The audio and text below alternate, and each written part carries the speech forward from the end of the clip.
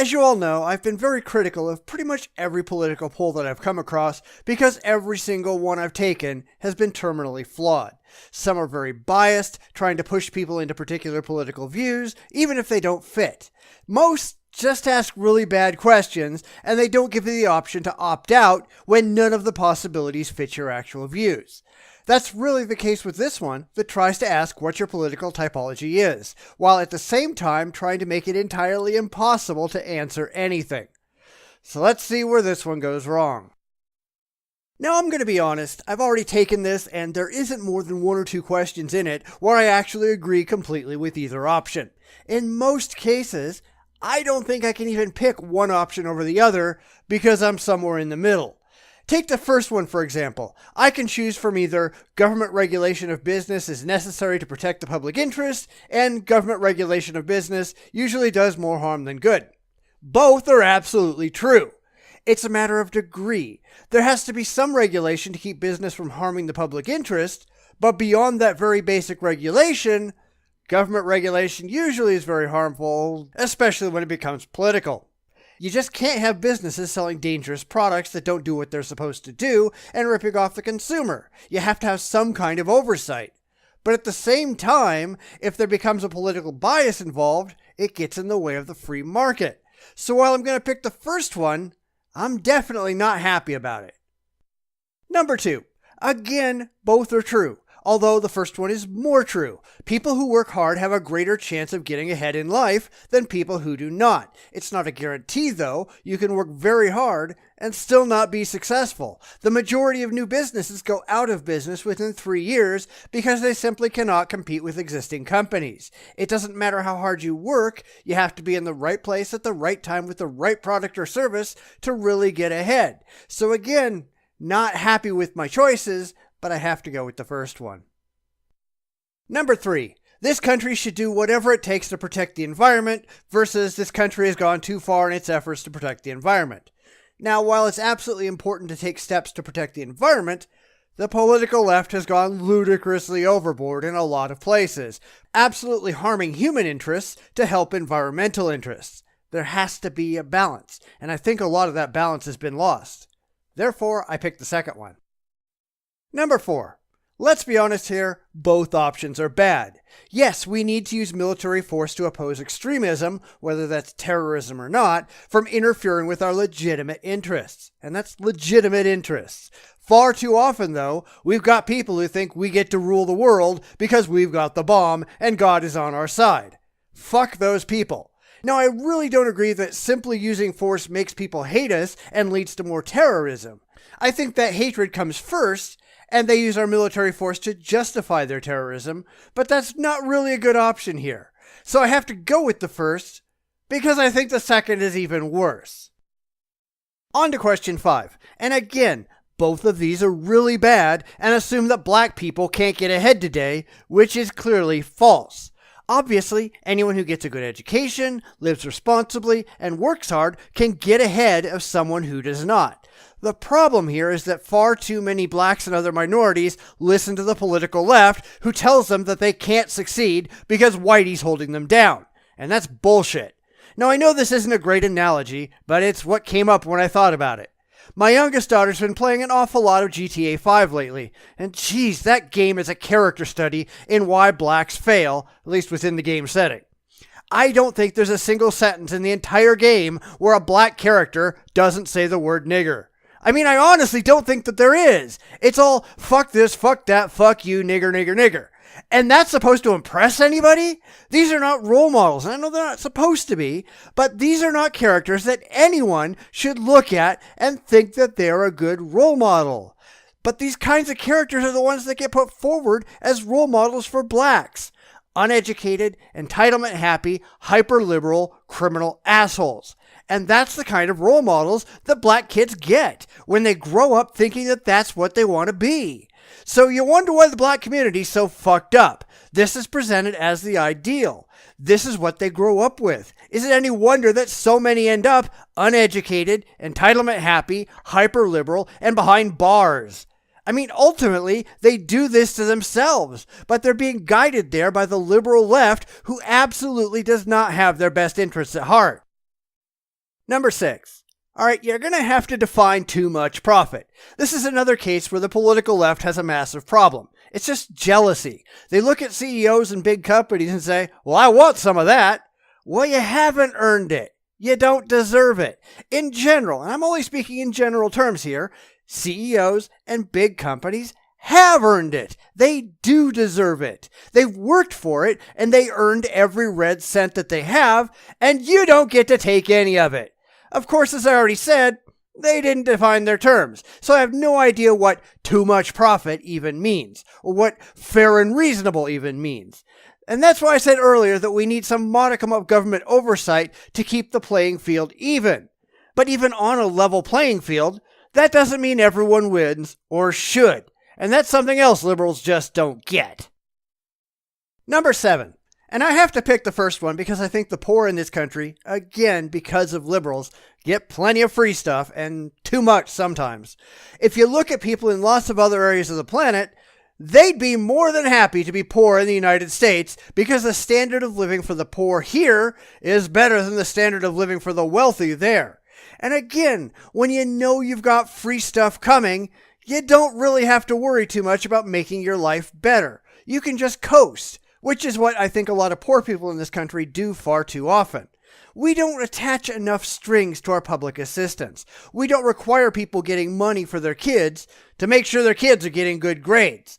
We don't require that adults getting money are taking night classes and learning skills so they can get good jobs and get off welfare. We don't require that people learn to make good life choices and live within their means. We just throw money at them and hope they figure out what the hell to do with it. The poor are never going to stop being poor if they're not forced to figure out why they're poor in the first place and learn new ways to stop doing it. On to number 8. And here I have to say both to a certain degree.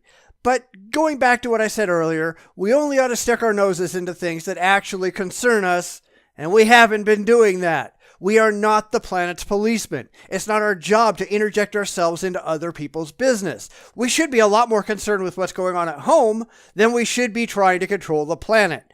Nobody elected us king of the world, and we need to stop pretending they did. So yes, stay at home, go outside for legitimate interests, and we people ask us to help out, assuming that actually gets us something that we need, and stop swinging our fucking dicks around. Question 9, and this is one of the only ones that I actually agreed with. In fact, I'll go farther and say that sometimes it's necessary to not believe in a God to be moral and have good values. Religious beliefs often get in the way of actually thinking in a moral manner. So there you go, you can be good without God. Question 10, and here we go again, neither of the above. And both of the above. I'm all for legal immigration, which of course the question doesn't address.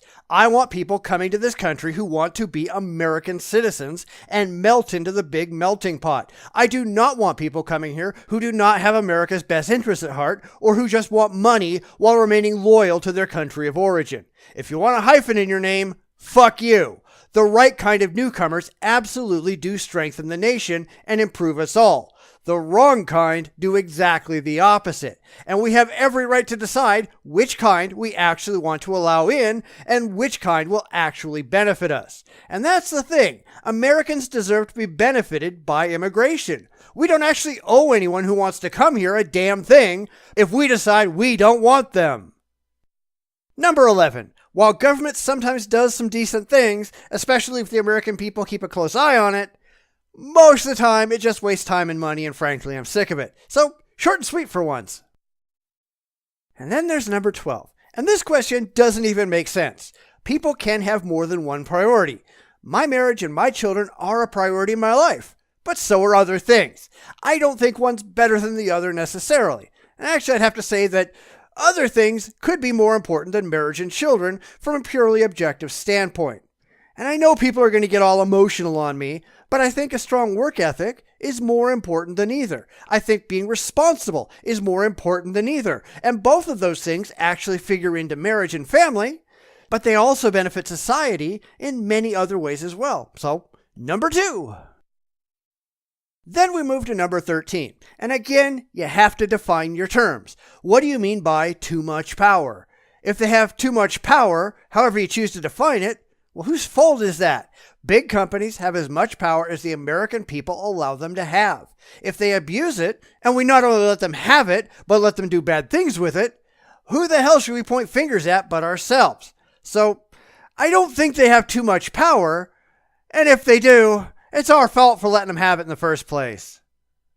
Question 14, and here I find that both are necessary in equal parts. I'd go primarily with diplomacy, with military power as a last resort, but often if you don't have the military power on standby, diplomacy's not going to work for you in the first place. You have to be able to negotiate from a credible position, and be able to back up your negotiations with force if necessary. So while I go with diplomacy first, you really can't have one without the other.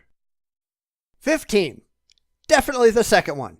Everyone can succeed if they try. You might not become a multi-billionaire, but you will certainly be better off if you work hard than if you don't. The first one is very much a liberal sentiment. It's never your fault. Point fingers at everybody else. Somebody else is to blame. Well, fuck liberals. 16. Clearly, homosexuality should be accepted by society. But note that they're asking two entirely different questions here. One says accepted, the other says discouraged. And these are not contradictory positions at all. You can accept homosexuality and discourage it at the same time. So I'm not sure what they're really trying to get at here. Number 17. Probably both of these are true to a certain degree. This is another question where the two options are not opposites, they're actually quite complementary. Americans shouldn't have to give up privacy and freedom to be safe from terrorism, and that's a philosophical position. They shouldn't have to. The fact, though, is that Americans probably do have to give up some modicum of privacy and freedom to achieve that safety, and that's a practical position. It's absolutely possible to be both philosophical and pragmatic and have both positions be equally true, which is why I continue to have problems with this quiz. But I will say that Americans shouldn't have to give up privacy and freedom to be safe, because there should be no terrorists in the first place. They should all be dead.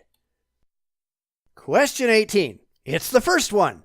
Now, in general, I think people wind up in poverty because they, or their parents, or their parents' parents, did something wrong. If you're born into poverty, your parents didn't do enough to get you out of it. And if they were born into poverty, their parents failed too. Every generation is responsible to make the lives of their children better, even incrementally. Now, I have no problem with the government offering limited help to the poor with a lot of strings attached so they actually get out of poverty. But this multi-generational poverty nonsense has to go away. If you're not getting better, fuck you. It's got to be the criteria that we use. If you're willing to work to improve your lot in life, we'll help. If you just want to sit on the couch and watch Oprah, fucking starve to death. Number 19, and here we go again. Define stricter. Stricter than what? I think a lot of existing environmental laws are too strict, especially in the most liberal states. When they become too strict, they do hurt people, and they do hurt businesses, and they need to be done away with. Or at the very least, dialed back. That doesn't mean no environmental laws, though, which is why I think we need to know what you mean by strict. Strict according to who? On to question 20, and I'm sorry, but blacks are already equal in every way to whites. Women are already equal in every way to men, and let's stop pretending otherwise. This is where we need to get everyone off the equality of outcome train and move them to the equality of opportunity one. Because so long as you only care about equality of outcome, you will never have actual equality. This is especially true when you're telling blacks that they're not responsible for their own success, that they should just blame white people and not actually try to succeed. Thanks, liberals! 21. It's really hard to pick because this assumes that things are getting worse when I think that they're actually getting better. Crime statistics are way down. Longevity is way up. Violence is falling if you ignore the violence caused by the religious and by liberals. Technology is off the charts. People in general have much more access to information than they've ever had in the history of the planet. So where are things getting worse? I just don't see it. Instead, we just have access to more news about bad things than we've ever had in the past. Even in the worst, most backward third world country, things are probably getting better, even if they're lagging behind the West. So what's the basis of this question at all? I don't get it. So I'm going to go with my standby that the US needs to mind its own damn business and leave it at that. Question 22. None of the above again. Oh wait, I can't say that. We simply cannot spend money we don't have. We're borrowing more than $1 billion a day as it is, and that's financially irresponsible. So that needs to stop right this second. But I don't know that they can't afford to spend more on the poor, assuming that it actually gets the poor out of poverty, because the government is spending tons of money that it shouldn't spend on things we don't need. So we might be able to do more, assuming we do the right things, but we can't drive ourselves in the poorhouse to do it. So the second one, I guess? And now on to the last question. And didn't I already answer this question? First off, decide if you're talking about legal immigration or illegal immigration because it matters. If you're talking about illegals, then the second option is absolutely true. And if you're talking about legal immigration, then it's on a case-by-case basis because the first may be true. But again, you can't come up with a valid question, so I have to go with the most likely case, which is illegals, and the second one. Come on, you can do better than this. And the result of all that gets me a steadfast conservative. And unfortunately, while I identify with a lot of this definition, I don't feel comfortable with all of it. They describe the steadfast conservative as such. This overwhelmingly Republican group holds very conservative attitudes across most issues, including social policy and the size and scope of government. However, they're critical of business and Wall Street. Steadfast conservatives also express highly negative attitudes towards immigrants and take a skeptical view of U.S. global involvement. Except I'm not all that critical of business and Wall Street. And I'm also not highly negative towards immigrants. Only criminal illegal immigrants, something that nobody ever talks about, which I find ridiculously idiotic. And also, let's be honest, I don't hold very conservative views across most issues, especially social policy, because I'm not a religious asshole. But the one thing I noticed, several questions on this page never got asked at all. And I don't get it. I took the survey 3 times with different answers, and those questions never came up. Was this an earlier version of the quiz? I just don't know. Now, I understand why it's such a problem coming up with decent questions to ask. They can only give so many options and still have the computer come up with an answer. I get that. The reason I keep doing these surveys is because I can think of no better way to actually explain the positions that I hold and the reasons why I hold them. And I hope this facilitates discussions where someone will say, hey, I saw what you said, and here's where I agree or disagree, and here are my reasons why I agree or disagree, and the reasons why I hold the positions that I do. Of course, that doesn't happen very often because so many people hold political beliefs, like religious beliefs, for emotional reasons only. And I find this particularly true on the left, but the right has just as much a problem with it. People need to think about why they take particular positions and form a cohesive political view that makes logical sense, whether it feels good or not. Reality isn't about your feelings. It's about what works best to reach a particular goal, and politically, I do have specific goals in mind that will help society be a better, more cohesive, more efficient place to live. It will, over time, make the world better for everyone, at least those who actually care to work within the system and not be a lazy, stupid, irrational slob. Because who really needs lazy, stupid, irrational slobs anyhow? Please leave your comments and questions below, and I'll see you all next time.